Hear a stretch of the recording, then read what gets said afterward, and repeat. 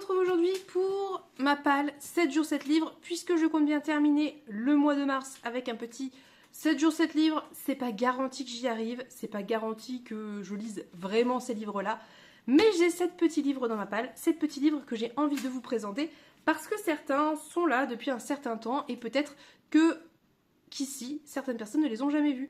Ça fait beaucoup de certains et de certaines, donc c'est parti, on y va.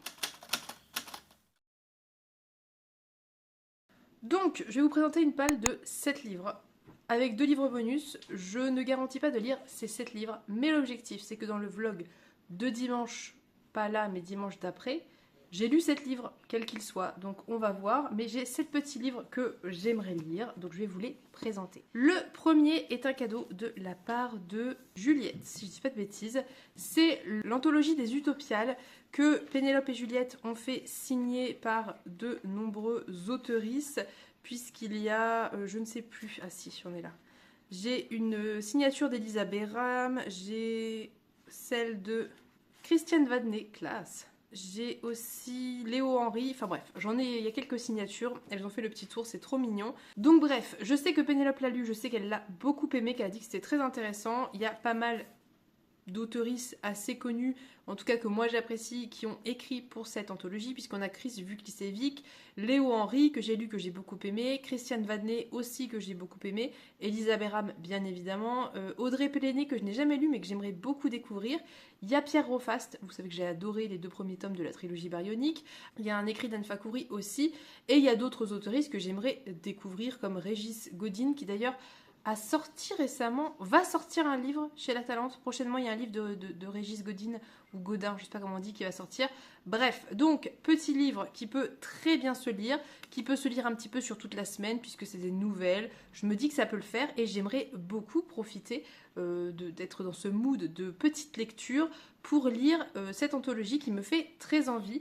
Je ne sais pas, alors je vais vous dire, dans cette anthologie, 11 auteurs abordent le thème des transmissions. Partage des savoirs, de la culture, des richesses, héritage, celui que nous recevons, celui que nous léguons. Elle et il scrutent la propagation des informations, des flux de matière ou d'énergie, et ces moments ambigus lorsque tout échange cesse et que l'humanité avance à tâtons vers l'inconnu et au-delà. Voilà, donc j'ai très envie de le lire. Donc ça fait partie de ma petite palle, j'espère le sortir. Deuxième livre que j'ai acheté il y a un certain temps, maintenant en tout cas quelques mois, qui est très court, qui me fait très envie, c'est La fille feu follet d'Ursula K. Le Guin, où on est avec 2 fillettes qui sont devenues des esclaves et qui découvrent le monde et le système social de la cité, le peuple poussière et des racines. On est dans, a priori, l'univers de Terre-Mère, si je ne dis pas de bêtises, et ça me fait très envie. Vraiment, il est tout petit. Je pense que ça fait 170 pages. Ça peut très bien se lire, et en plus, il est là depuis quelques mois. Il traîne le pauvre, j'aimerais beaucoup le découvrir. On est sur une traduction de Narges Benkada, avec une couverture très belle de Zariel. Pareil, je vous en dirai des nouvelles, mais je pense que lui va y passer parce que ça fait un certain temps qu'il m'appelle, qu'il me fait de l'œil et que j'ai envie de le lire. Troisième petit roman, un petit peu plus long peut-être, je pense, pas sûr. Aussi d'Ursula K. Le Guin, c'est L'effet Scherten, qui aussi est de toute beauté. L'illustration est de Casimir Lee et la traduction, traduite de l'anglais par Anne-Judith Descombé. Donc on est sur 2 bouquins d'actu SF en format poche, donc Helios. Et ici, on est dans l'univers de l'écoumène, tout voyage, donc dans l'univers de l'écoumène, tout voyage prend des années. Et donc on va être sur un récit, je crois, qui va parler de relations à travers la galaxie et d'histoire d'humains. Bref, je n'en sais pas plus, je ne veux pas forcément en savoir plus, ça me fait très envie, je suis très curieuse, j'aime énormément cette illustration que je trouve très jolie et je suis très curieuse de le découvrir. Je n'ai aucune idée du contenu concret de ça, mais en même temps, est-ce que j'ai besoin pour y aller? Non, pas du tout. Donc voilà, deux bouquins d'Ursula Le Guin dans 2 univers différents, ici plutôt Terre-Mère, ici plutôt l'écoumène, donc plutôt fantasy, plutôt SF a priori. Donc ça serait l'occasion de lire ces 2 petits ouvrages de l'autrice qui me prendraient franchement peut-être 1h30 à lire, 2 heures à tout péter. Donc j'aimerais bien les sortir de ma palle. Le 4e livre est un cadeau que j'ai reçu de la part de Pénélope, qui faisait partie du swap calendrier de l'Avent de Noël, du coup, forcément. C'est Désolation de Jean-Philippe Jaworski, illustré par Melchior Ascaride et évidemment publié au Mouton électrique. Ça, pareil, ça peut se lire comme à rien puisque ça fait 140 pages avec de nombreuses illustrations à l'intérieur. Je vais essayer de vous montrer un petit peu. Voilà, on est quand même sur un très joli travail de roman illustré avec des formats un petit peu différents comme ça. Je pense que ça peut très très bien se lire. Et ici, je vais vous dire le résumé. Pour une caravane de montagne, c'est une solide bande. 20 guerriers nains bardés de fer, 30 gnomes chargés comme des baudets et autant de mules qui croulent sous les pactages. Pourtant, un calme lugubre fige le camp. Ni chanson à boire, ni chamaillerie, ni plaisanterie salace. Ils ont la frousse. Donc, est-ce qu'on serait pas dans quelque chose qui se rapprocherait un petit peu du Hobbit ? Dans l'idée, je ne sais pas, on a un dragon sur la couverture, peut-être. Écoutez, je n'en ai aucune idée, mais ça me fait très envie et je pense que ça peut très bien se lire et c'est l'occasion un petit peu rêvée de le sortir. Il a l'air très chouette, ça faisait très longtemps qu'il me faisait de l'œil, lui aussi. Vous savez que j'aime beaucoup la plume de Jaworski, j'aime beaucoup les illustrations de Melchior Ascaride et j'aime à peu près, je pense, tous les livres que j'ai lus des Moutons électriques, donc pas de raison que ça me plaise pas et puis voilà, vraiment, ça serait le bon moment, je pense, plutôt que repousser à l'infini ces lectures qui me prendraient si peu de temps et que j'ai très envie de découvrir. Pourquoi ne pas le lire cette semaine ? 5e livre, lui, je l'ai acheté très récemment, mais il est pareil, très petit puisqu'il fait moins de 200 pages. C'est le tome 1 des Enfants indociles de Shannon Maguire, donc les portes perdues. Ici, on est sur une histoire de fantasy où on suit des enfants qui ont disparu à travers des portes, à travers d'autres univers et qui reviennent sur Terre. Et ils sont pris en charge dans une espèce d'institut, je crois, qui vise à les réadapter, à reprendre leur vie en fait. Et souvent, ces enfants sont partis très longtemps et la temporalité n'était pas la même, donc ils n'ont plus de famille, etc. Bref, je n'ai vu que des très bons retours sur cette saga, mais vraiment que des bons retours. Que ça soit Floris de la chaîne Flowfly qui a beaucoup aimé, que ça soit Émilie qui m'a redit quand j'avais présenté ce livre-là qu'elle trouvait ça génial, Pénélope pareil, donc bref, que des très bons retours. Deux personnes qui disent des choses assez différentes somme toute, donc je ne vois pas de raison pour ne pas aimer et je suis très curieuse de le découvrir. Je l'ai acheté le mois dernier je crois, donc ça serait chouette aussi de lire un livre presque aussitôt acheté, ça serait, je pense, une excellente idée. Donc voilà, pareil, hein, c'est vraiment, je pense, un livre qui peut très très bien se lire, et puis pourquoi pas du coup continuer la saga dans la foulée. Je ne sais pas combien de tomes sont prévus, mais je sais qu'il y en a un certain nombre, mais que tous n'ont pas été traduits et que tous ne sont pas encore écrits. Donc à voir, je crois qu'il y en a 4 en français, 3 ou 4.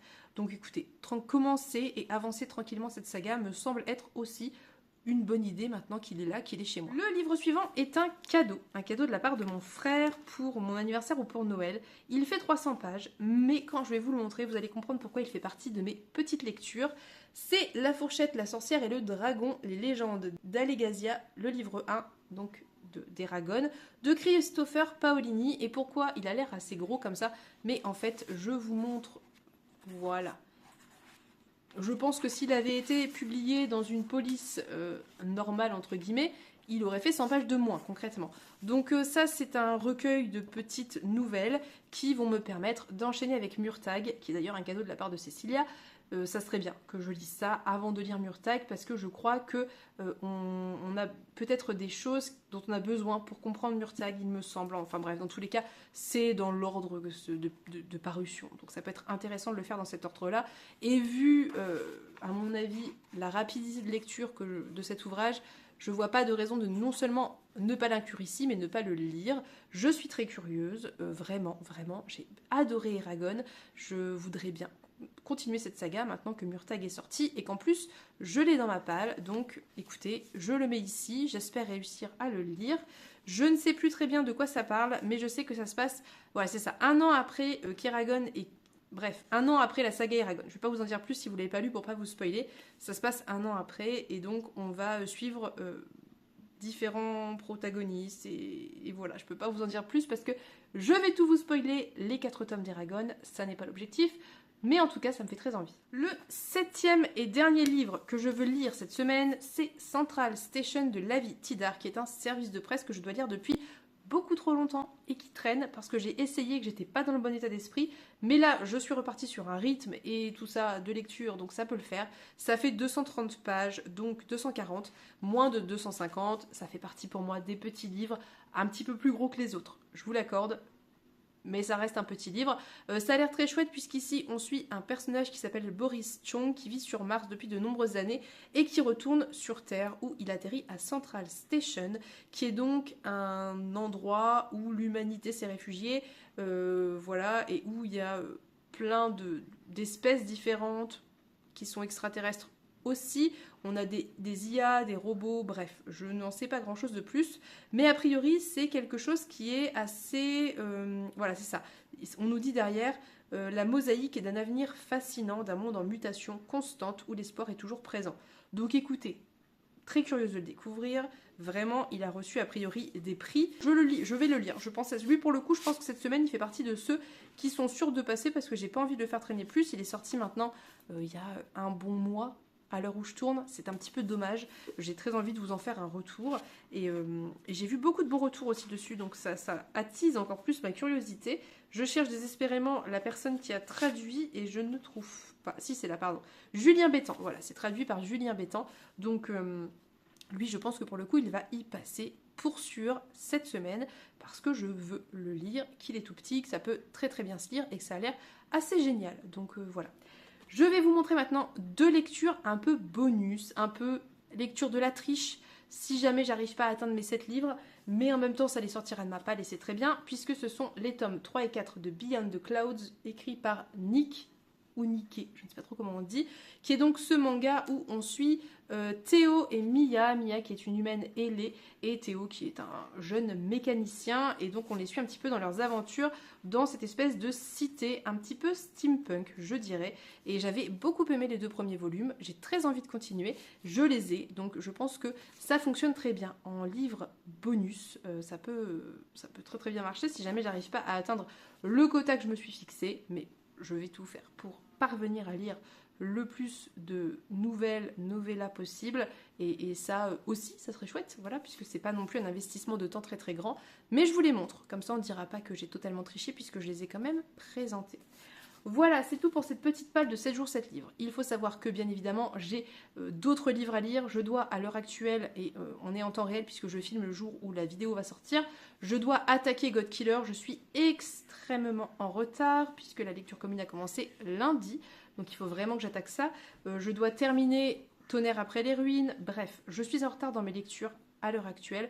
Donc c'est pour ça que je me suis pris cette petite pile de 7 petits livres qui pourrait m'aider à accélérer un petit peu sur cette fin de mois.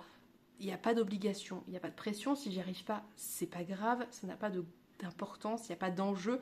C'est plutôt pour me challenger gentiment, tranquillement. Et puis, si je lis tout autre chose, ça n'est pas grave non plus. L'objectif, c'est que dans le vlog de dimanche, dans une semaine, je vous fasse le compte rendu, combien de livres ai-je réussi à sortir de ma palle, qu'est-ce que j'ai lu, est-ce que j'ai réussi à lire des petits livres, ça serait chouette, j'aimerais bien. Et voilà, et c'est tout.